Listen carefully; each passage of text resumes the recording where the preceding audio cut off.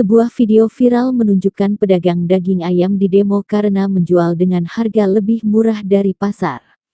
Video diunggah oleh akun Instagram @momomedsos pada Kamis, tanggal 3 Oktober tahun 2024. Rombongan pedagang mengecam pedagang tersebut dan menginginkan harga disamakan dengan harga pasar. Peristiwa ini terjadi di Kabupaten Gunung Kidul, Provinsi Daerah Istimewa Yogyakarta.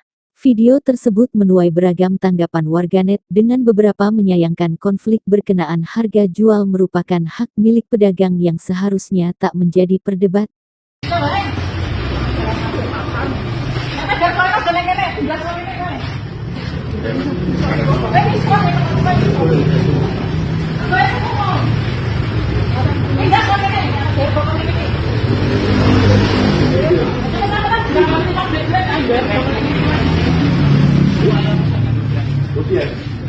Ya saka ngendi-ngendi ke Mas, nah dodole iki padha karo liyane.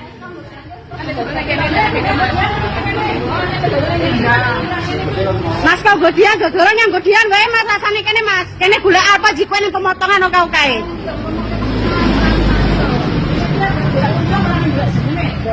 Karepe kepiye lho nang ngene iki jenenge yo ngelek-ngelek bakul pasar lho. Lah yo dikirane kene iki ngaku sih mana dodolane kaya ngene iki, dipait do.